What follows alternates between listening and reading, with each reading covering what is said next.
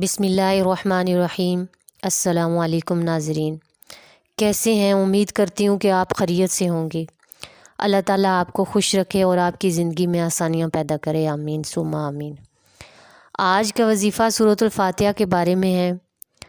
وظیفہ شروع کرنے سے پہلے اگر میرے چینل پر آپ نئے ہیں تو میرے چینل کو سبسکرائب کیجیے اور میری ویڈیو کو لائک کیجیے۔ سورۃ فاتحہ قرآن کی پہلی اور عظیم سورۃ مبارکہ ہے، جس کی عظمت قرآن نے خود بیان فرمائی ہے، اور اس سورت کی عظمت حدیث مبارکہ میں بھی بیان ہوئی ہے۔ سورۃ فاتحہ قرآن کی پہلی سورت ہے جو کہ 7 آیات پر مشتمل ہے۔ سورۃ فاتحہ کو الفاتحہ بھی کہا جاتا ہے، جس کا مطلب ہے کھولنے والی کے۔ مفہوم اس کا یہ ہے کہ جب ہم قرآن کھولتے ہیں تو ہمارے سامنے قرآن کی پہلی سورت فاتحہ ہی آتی ہے، اور علماء اکرام سورۃ فاتحہ کو قرآن کی کنجی کہتے ہیں۔ علماء اکرام کی تحقیق کے مطابق سورۃ فاتحہ وہ واحد سورت ہے جس کی عظمت خود قرآن میں بیان کی گئی ہے، لہٰذا فضیلت کے اعتبار سے قرآن کی سب سے افضل سورت مبارکہ سورۃ فاتحہ ہے۔ بخاری شریف کی حدیث میں 756 میں نبی کریم صلی اللہ علیہ وآلہ وسلم نے فرمایا، جو کوئی نماز میں سورۃ فاتحہ نہیں پڑھتا اس کی نماز نہیں ہوتی۔ اسی طرح بخاری شریف کی ایک اور حدیث ہے، حدیث نمبر ہے 4703 میں آتا ہے کہ سیدنا ابو سعید ابن مسلح کہتے ہیں کہ میں ایک بار نماز پڑھ رہا تھا تو نبی کریم صلی اللہ علیہ وآلہ وسلم نے مجھے بلایا اور فرمایا کہ میں تمہیں مسجد سے باہر نکلنے سے پہلے قرآن پاک کی عظیم سورت بتاؤں گا۔ لہٰذا جب نبی کریم صلی اللہ علیہ وآلہ وسلم مسجد سے باہر تشریف لائے، صحابی رسول سیدنا ابو سعید نے نبی اکرم صلی اللہ علیہ وآلہ وسلم کی عرض سے، یا رسول اللہ وہ کون سی سورت ہے؟ تو نبی کریم صلی اللہ علیہ وآلہ وسلم نے فرمایا، وہ سورۃ فاتحہ ہے۔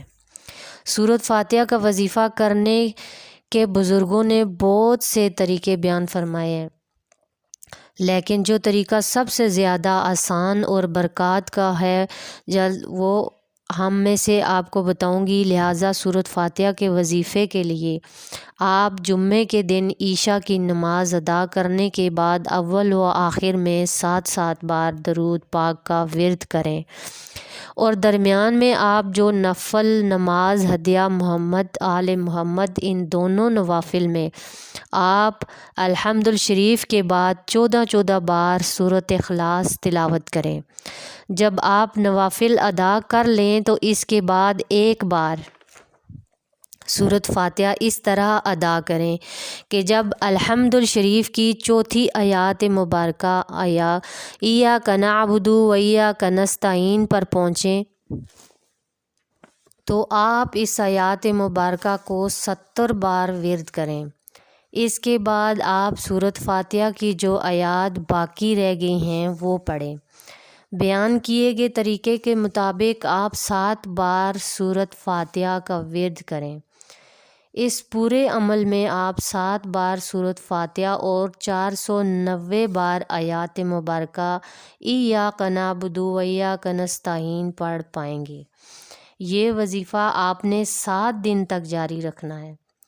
اس وظیفے کے بے شمار فوائد ہیں، سورۃ فاتحہ کے بیان کیے گئے ہیں۔ وظیفے کی برکت سے آپ کو بے حساب رزق حاصل ہو جائے گا، آپ کی ہر مشکل آسان ہو جائے گی، آپ کی جان، اولاد، گھر اور کاروبار اللہ کی حفاظت میں رہیں گے۔